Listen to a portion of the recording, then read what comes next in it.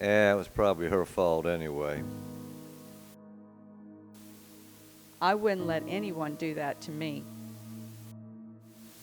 I don't know why they just don't leave. Chances are it's just a one-time thing. This doesn't happen to any of my friends. Seems to me you could just call the police.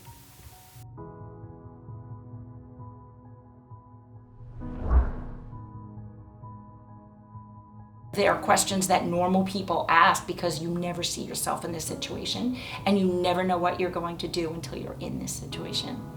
Kind of like the frog in the boiling water. You know, slowly they turn it up until you don't even realize that you're in the situation you're in. And then it's too late.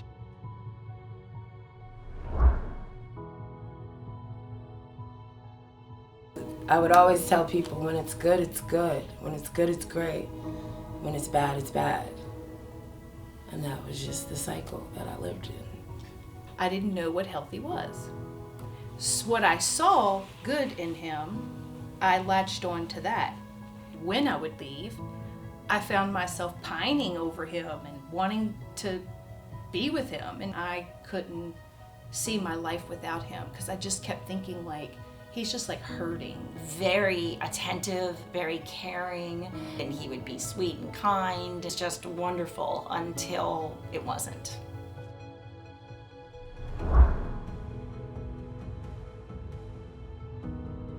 Physical abuse, sexual abuse, mental abuse, verbal abuse.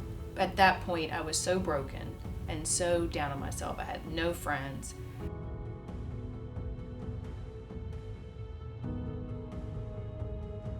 Said to me that he was going to have his friends tie me up and rape me. He gave me a piece of paper. He said, here, take this. It's a list of all the things that are wrong with you. My son was crying every single night saying, I want to die. I hate my life. This is awful. I want to kill Dad. I want to kill myself. I can't let him do this to you.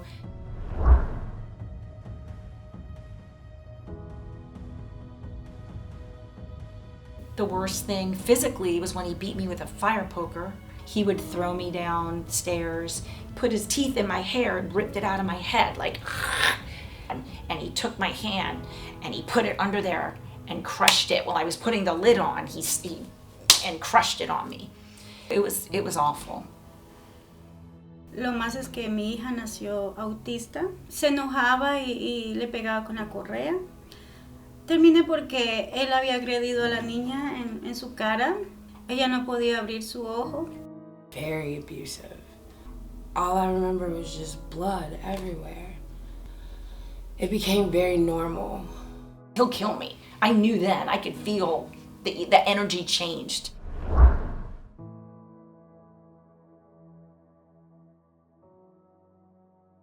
Yo primero pensaba muchas cosas que iba a cambiar. Él a veces nos agredía, pero decía que le perdonáramos y creía que iba a cambiar. No, no pasó. He just needs to come around. It progressively got worse. Well, this time it'll be different. This time it'll be okay. And it wasn't okay, it just got worse. The violence got worse, the abuse got worse, the aggression got worse.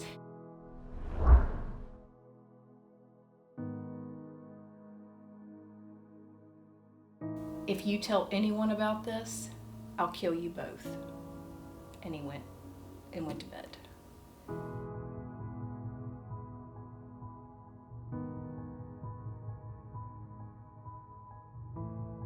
My abuser told me that if I called the police, both of us would be taken away and the kids would go in a foster home. Because that's what he said happened, and I believed him. So that was his way of controlling me to accept the violence, because if I called the police, they would take us both away. And I didn't want my son in a foster home.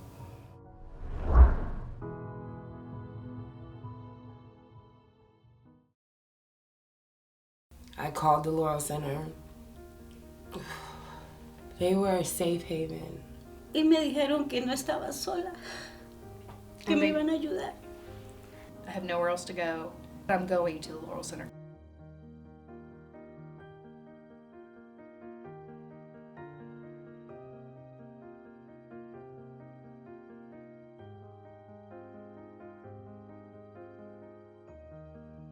You never think that you're the appropriate client, right? You never think, oh, that's, that's for other people. That's not for me. I'm okay.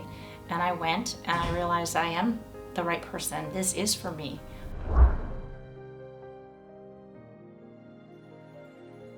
They believed in me first, and then they encouraged me, and then they gave me hope. And every day since I've walked through these doors has been amazing. Counseling, they gave me goal planning. They gave me the tools I needed to survive and thrive. Las niñas han tenido paz. Mi hija tenía epilepsia.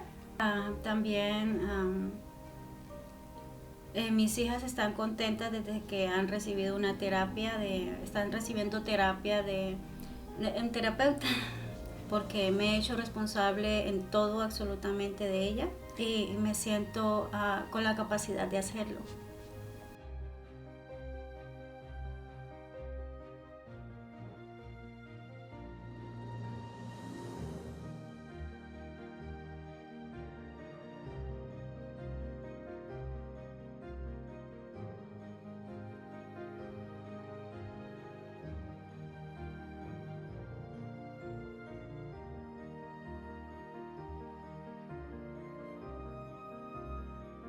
The Laurel Center was absolutely a lifeline. I shudder to think what would have happened to me if the Laurel Center hadn't been working with me. It was just a nightmare that I lived through, what he did to me. Now it's our home again.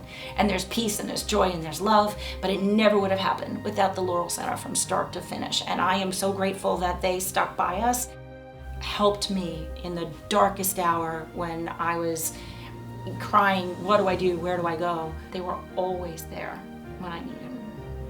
Everything's good now.